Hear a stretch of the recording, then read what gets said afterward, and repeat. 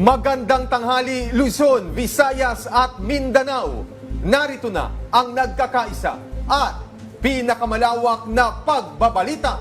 Sa pangunguna ng Presidential Communications Office na kinabibilangan ng Philippine Information Agency, Philippine News Agency, Presidential Broadcast Service, IBC at PTV, mula sa IBC 13, ako po si Princess Jordan.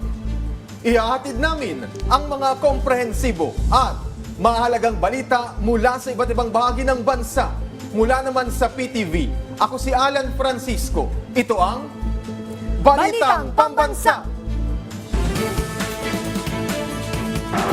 Ngayong tanghali sa Balitang Pambansa, inflation ng bansa nitong Pebrero bumagal sa 2.1% ayon sa Philippine Statistics Authority. Mabagal na inflation nangangahulugan na gumagana ang pagsisikap ng Marcos Jr. Administration na mapababa ang presyo ng mga bilihin ayon sa NEDA. MWSS tiniyak na sobra-sobra ang supply ng tubig sa darating na tag-init. NFA, puspusan na rin ang paghahanda para sa panahon ng anihan. Pangmatagalang plano para tulungan ang mga biktima ng pag-aalboroto ng Bulkang Kanlaon, tiniyak ni Pangulong Ferdinand R. Marcos Jr. Pangulong Marcos Jr. inaprubahan na ang 700 million pesos na pondo para sa pagtatayo ng Child Development Centers. At Ash Wednesday, ginugunita ngayong araw bilang pagsisimula ng Kwaresma, pagpapahid ng abo sa Quiapo Church, Pinilaan. Una sa ating mga balita, inaprubahan na ni Pangulong Ferdinand R. Marcos Jr. ang 700 million pesos na pondo para sa pagtatayo ng Child Development Centers o CDC sa mga mahihirap na bayan na walang sapat na papagkukunan para sa Basic Education Development Hubs. Sa sectoral meeting sa Malacanang, kasama ang Second Congressional Commission on Education o EDCOM2 at iba pang ahensya. Ayon kay Pangulong Marcos, magsisilbing lugar ng pagkatuto ang mga CDC, lalo na sa mga lugar na kulang ang mga eskwelahan para matiyak ang kinabukasan ng bawat batang Pilipino. Sinabi ng Pangulo na maaaring gamitin ang daycare centers bilang CDC upang matiyak ang mas malawak na access sa early childhood development initiatives. Punto lang ng Pangulo, nararapat lang na pagtuunan ng pansin ng edukasyon maliban sa iba pang aspeto na sinusulong na administrasyon. Lalo't edukasyon aniya ang susi sa pag-unlad hindi lamang ng mga batang Pilipino kundi maging ng bansa. Ikinalugod naman ng EDCOM2 ang mabilis na aksyong ito ng Pangulo at ng DBM. Patunay lang ito na handa ang kasalukuyang administrasyon na bigyang pansin ng edukasyon na siyang pundasyon ng national development. Bumagal ang inflation ng bansa sa 2.1% nitong Pebrero batay sa pinakahuling datos ng Philippine Statistics Authority. At ayon sa NEDA, nangangahulugan lang yan na epektibo ang mga hakbang ng administrasyon ni Pangulong Ferdinand R. Marcos Jr. para mapababa ang presyo ng mga pangunahing bilihin. Si Crizel Insigne ng IBC 13 sa Balitang Pambansa. Crizel? Isa na namang pagbaba sa inflation rate ang naitala ng Philippine Statistics Authority para sa buwan ng Pebrero sa mula sa 2.9% overall inflation on January 2025. Bumaba ito sa 2.1% nitong Pebrero. 2.3% ang inflation rate sa NCR at 2% sa labas ng NCR. Ang pangunahing dahilan ng pagbagal ng inflation ay food and non-alcoholic beverages, water, safety, transport. Namuna naman sa paggalaw ng presyo ng karning baboy sa 5 pangunahing contributor ng inflation noong nakaraang buwan. Ayon sa PSA,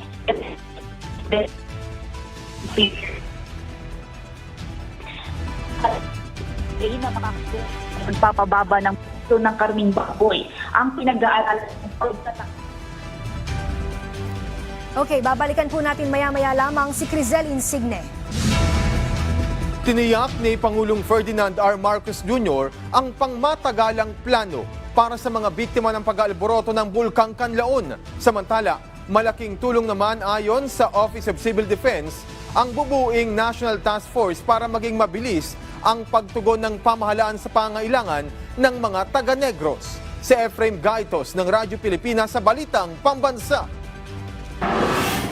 Magpapatupad ang pamahalaan ng long-term plan upang matiyak ang kaligtasan ng mga residenteng apektado ng pag-aalboroto ng Bulkang Canlaon sa Negros Island.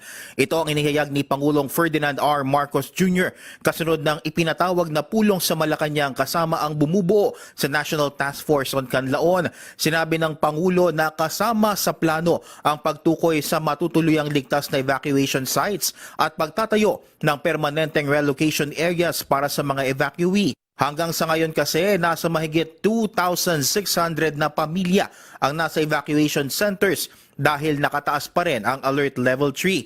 Ayon sa Office of Civil Defense, malaki ang maitutulong ng National Task Force sa kahandaan at kaligtasan ng mga taga-Negros sakaling pumutok ulit ang Canlaon. Ang pinag-utos ni Presidente, tignan na natin yung permanent evacuation centers, permanent relocations, at sangayon din doon sa mga mayors na nakausap niya, yung mga bagong bahay na itatayo pa lang ay huwag nang itayo dyan sa danger zones.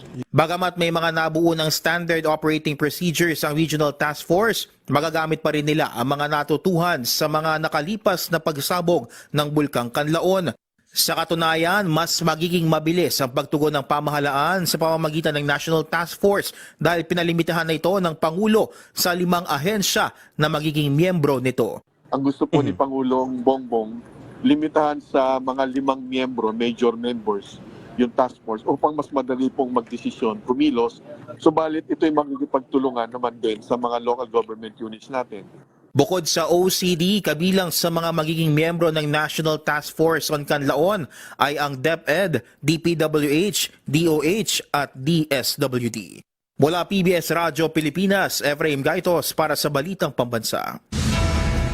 Bumagal ang inflation ng bansa sa 2.1% nitong Pebrero batay sa pinakahuling datos ng Philippine Statistics Authority. At ayon nga sa NEDA, nangangahulugan lang ito na epektibo ang mga hakbang ng Administrasyong Marcos Jr. para mapababa ang presyo ng mga pangunahing bilihin. Nagbabalik si Crizel Insignia ng IBC 13 para sa Balitang Pambansa. Crizel? Princess, isa namang pagbaba sa inflation rate ang naitala ng Philippine Statistics Authority para sa buwan ng Pebrero ngayong taon. Mula kasi sa 2.9 overall per inflation noong January 2025, bumaba ito sa 2.1% nitong Pebrero. 2.3% ang inflation rate sa NCR at 2% naman sa labas ng NCR. Ang pangunahing dahilan ng pagbagal ng inflation ay ang food and non-alcoholic beverages, housing, water, electricity, gas, and other fuels at transport. Nanguna naman ang paggalaw ng presyo ng karning baboy sa 5 pangunahing contributor ng inflation noong nakaraang buwan. Ayon sa PSA, epekto ito ng insidente ng African swine fever sa ilang bahagi ng bansa. Naniniwala naman ang PSA na makakatulong ang pagbaba ng presyo ng karning baboy ang pinag-aaralan ng pagtatakda ng maximum suggested retail price o MSRP sa mga karning baboy, gaya na lamang ng ipinatupad na MSRP sa kada kilong presyo ng imported rice. Sa bigas naman, naitala ang negative 4.9 rice inflation sa higit mas mababa kumpara sa negative 2.3% noong Enero. Sabi ng PSA, magandang epekto ito ng idineklarang food security emergency for rice kamakailan. Pagtitiyak naman ng National Economic and Development Authority na patuloy ang pagsisikap ng pamahalaan para masigurong sapat ang supply ng pagkain sa mas abot kayang presyo ng mga ito. Yan lang huling balita mula sa PSA. Crizel Insigne ng IBC News para sa Balitang Pambansa. Maraming salamat, Crizel Insigne. Samantala, tiniyak naman ng MWSS na sobra-sobra ang supply ng tubig sa Metro Manila sa panahon ng tag-init. Inanunsyo rin ng MWSS na walang inaasahang dagdag singil sa tubig ang 2 water concessionaire sa Metro Manila. Si Kit Piloti ng Radyo Pilipinas sa Balitang Pambansa. Walang dapat ipangamba ang mga residente ng Metro Manila at mga kalapit probinsya sa supply ng tubig sa darating na tag-init. Sa panayam ng Radyo Pilipinas, sinabi ni Metropolitan Water Works and Sewerage System o MWSS Acting Deputy Administrator Patrick James Dizon na mataas ang level ng tubig sa Angat Dam. Malaking tulong anya ang sunod-sunod na pag-ulan nitong mga nakaraang araw kung kaya't walang dahilan para magbawas ng alokasyon mula sa naturang dam. Comparing it to the last year, ay mas mababa pa po yung naging elevation po natin pero hindi tayo nagkaroon ng pagbawas ng alokasyon from the Angat Dam. So inaasahan din po natin since mataas po yung elevation ng ating Angat Dam ngayon ay hindi po mababawasan yung ating alokasyon kasi Bukod sa sinisiguro ng MWSS na sapat ang supply ng tubig, nais din nila na mabawasan ang pagiging dependent natin sa Angat Dam. Sa katunayan, may mga augmentation measures nang ipinatutupad ang Regulatory Office gaya ng pagtatayo ng mga dam, patuloy na pag-rehabilitate sa mga deep well at mga water treatment plant sa Laguna Lake. gusto natin na ma-lessen yung dependency po natin sa Angat Dam. Yung nabanggit ko nga kanina, 90% ng ating supply nanggagaling doon. So we are wanted na i-lessen pa po itong 90% na to. Kaya po tayo nag-implement ng mga long-term water sources. Ito po yung ating pong kaliwa dam projects at yung ating pong kanan dam projects. Samantala, inanunsyo rin ng MWSS na walang inaasahang dagdag singil sa tubig ang dalawang water concessionaire sa Metro Manila. Patuloy nila ang pag-review nila sa water tariff, gayon din ang mga expenses ng mga water concessionary. Mula sa PBS News, Kate De La Cruz Pilotin para sa Balitang Pambansa. Wala pa ring pasok ang ilang lugar sa bansa dahil sa matinding init ng panahon. Kabilang sa nagkansela ng klase ang lalawigan ng Cavite. Wala ring pasok ang mga mag-aaral sa Pasay City.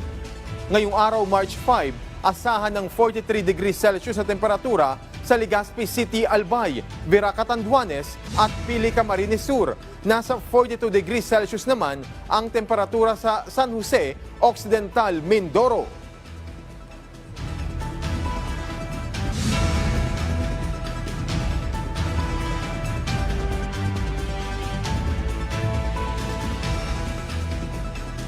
Mabagal na inflation ng bansa kinumpirma ng palasyo. Mga hakbangin ni Pangulong Marcos Jr. o ng Marcos Jr. Administration para pababain ang presyo ng mga bilihin. Epektibo raw. Ang detalye sa ulat ni Kenneth Pasyente live. Yes, Princess, ikinalugod ng palasyo ang pagbaba ng inflation rate nitong buwan ng Pebrero na naitala sa 2.1%. Ayon sa Malacanang, ito na ang pinakamalaking pagbaba ng inflation rate mula noong Setyembre ng nakaraang taon. Malaking salik daw ng pagbagal na ito ang mga hakbang na ginagawa ng gobyerno. Partikular na rito, Princess, ang pagtugon sa inflationary measures. Sinabi rin ng palasyo na pasok pa rin sa target ng pamahalaan ang naitalang 2.5% na average inflation rate.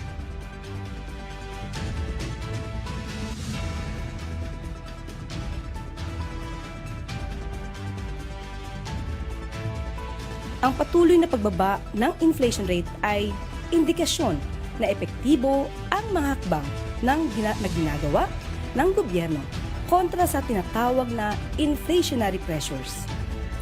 Sisikapin din ng ahensya na panatilihing mababa ang inflation rate at tugunan agad ang mga posibleng pagtaas ng ibang commodities. Samantala, Princess, ibinalita rin ng Malacanang na simula March 15, posibleng ibaba na raw ng Department of Agriculture ang presyo ng bigas sa 45 pesos mula sa dating 49 pesos.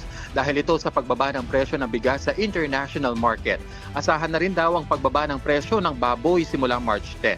Tiniyak naman ng palasyo na pinatututukan ni Pangulong Marcos Jr. ang investigasyon sa gumuhong Santa Maria Cabagan Bridge sa bayan ng Santa Maria Isabela at tiniyak na pananagutin ang mga individual na nagkulang sa proyekto. At yan na muna ang latest. Balik sa iyo, Princess.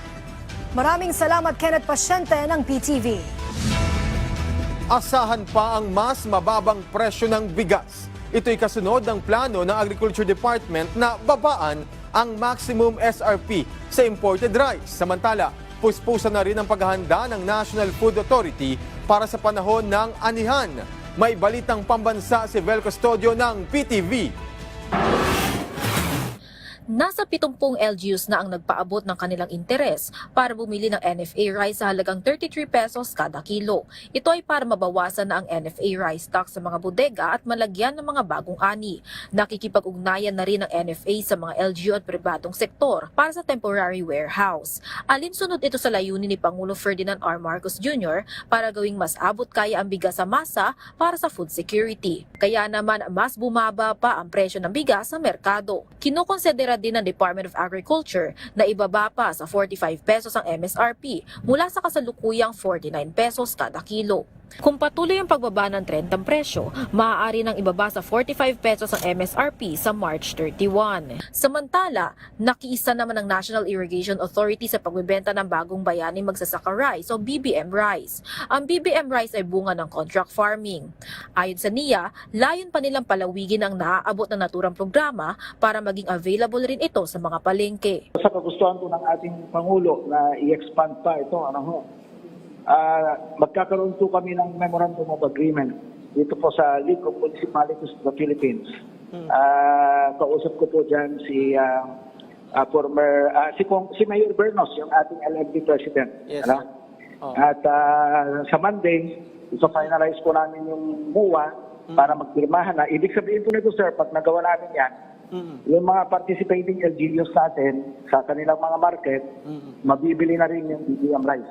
Mabibili ang BBM rice ng 29 pesos kada kilo para sa mga vulnerable sectors, kabilang ang senior citizens, person with disability, miyembro ng 4Ps at solo parent. Meron ding murang bigas ang BBM rice sa Kadiwa Center.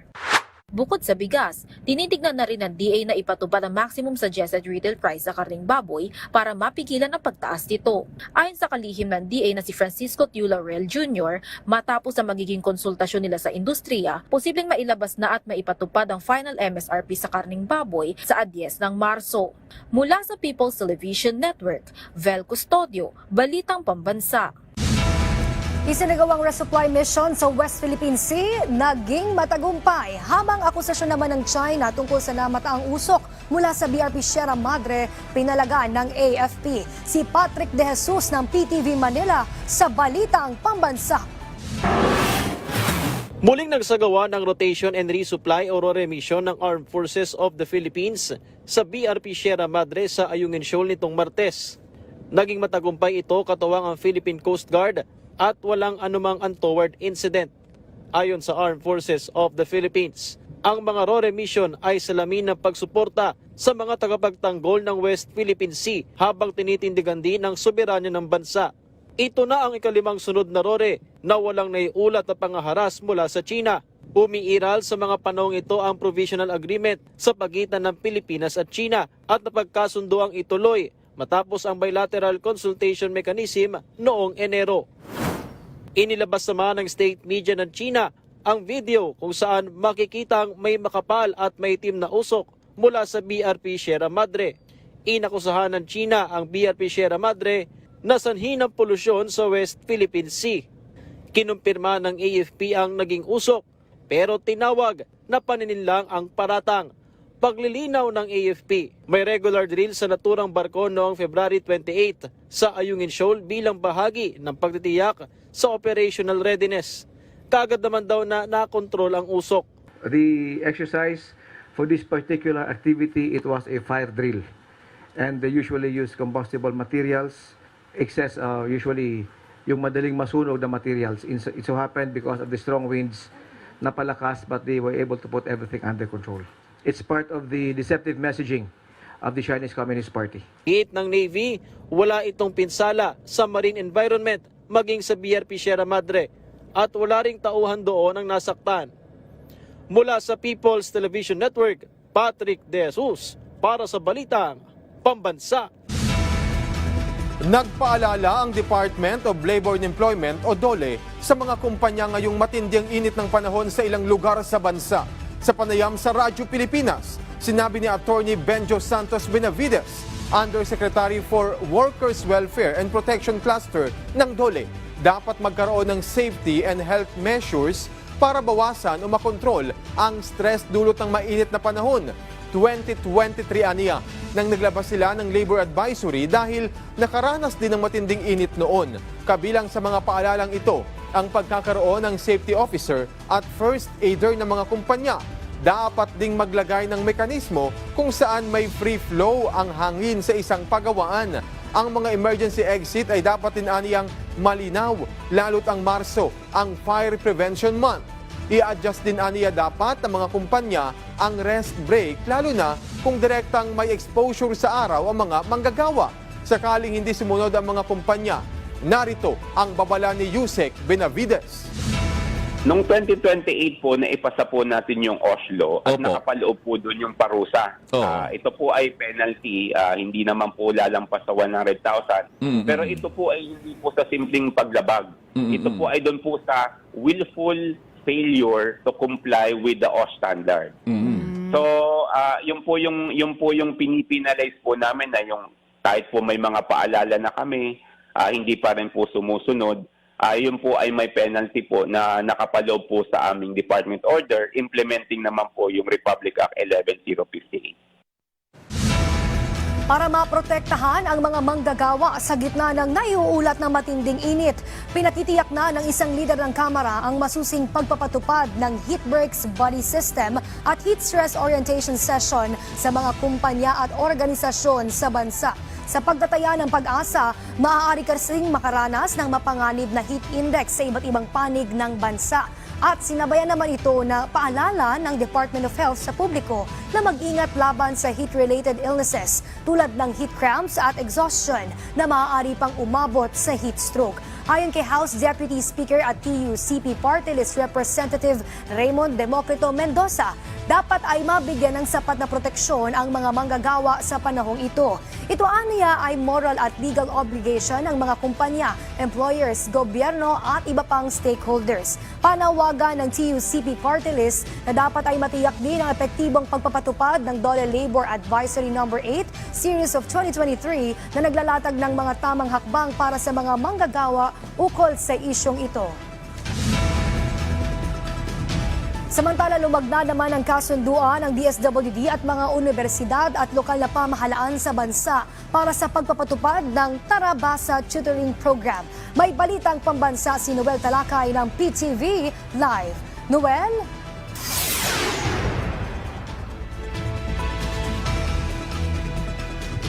Yes, Noel?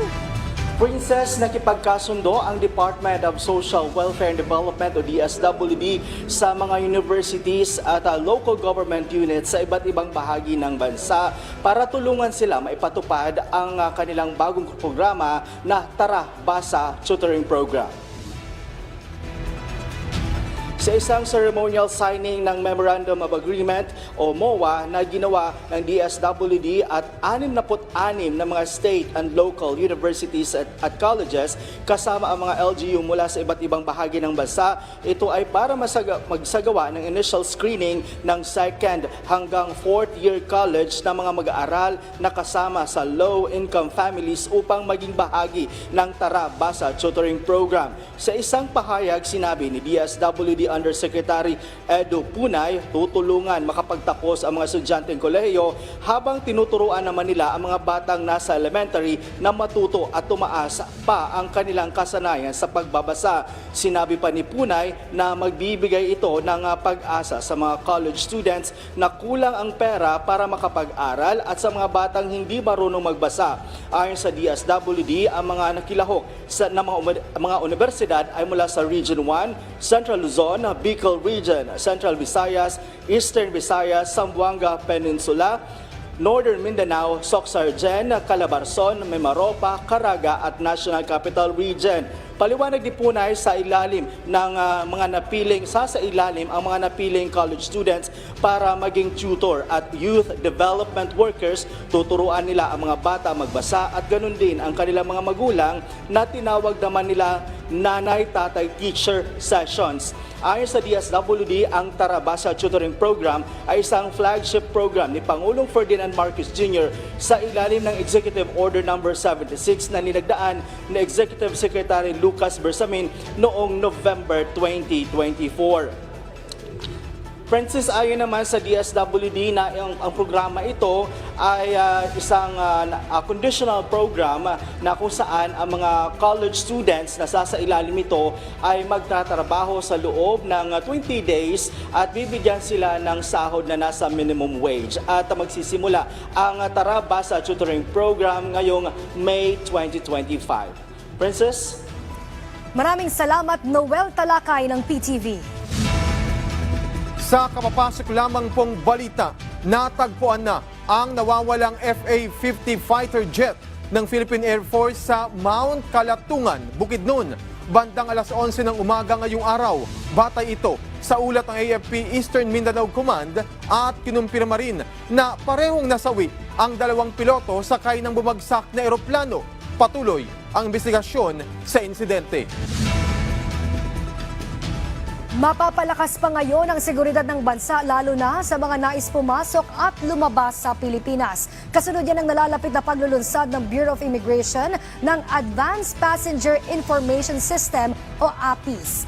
Sa panayam ng Radyo Pilipinas kay Bureau of Immigration Deputy Spokesperson Melvin Mabulak, sinabi nitong magiging malaking tulong ang nasabing sistema para agad na maberipika ng BI kung may criminal records at notice of warrants ang isang individual at nais pumasok at lumabas ng bansa. Dagdag pa ni Mabulak na ang pagtalima na rin ito sa direktiba ni Pangulong Ferdinand R. Marcos Jr. na palakasin pa ang national security ng bansa sa pamamagitan ng digital transformation. Ito po ay pagsesend po ng mga airlines ng mga manifest, ibig sabihin yung mga listahan ng mga pasahero na pasakay ng eroplano. Or yan po ang pinakabuod po niyan. Pero kung titingnan po natin, it is more electronic na. Sisimula na ngayong katapusan ng Marso ang rehabilitasyon ng mga kalsada sa EDSA ayon sa DPWH-NCR. Samantala, operasyon ng EDSA Bus Carousel magtutuloy-tuloy sa kabila ng gagawing proyekto. Si Bernard Ferrer ng PTV para sa Balitang Pambansa. Ikinatuwa ni Loren ang pagsisimula ng rehabilitasyon ng EDSA. Bilang isang commuter, malaki ang kahalaga ng proyekto ng pamahalaan dahil matutugunan na ang mga sira at lubak sa kalsada. Malaking tulong ito para sa mas komportableng pagbiyahe sa EDSA. Dahil sa mga sirang mga daan, pwedeng pag na-rehabilitate, mas gumanda na yung flow ng traffic natin. Ayon sa DPWH National Capital Region, isasagawa ang proyekto by segments. Isa-isang lane lamang ang aayusin upang mabawasan ang abala sa trapiko. Sa pagtatapos ng Marso, uumpisahan ang rehabilitasyon sa northbound lane mula Quezon City at Caloocan City boundary hanggang Monumento.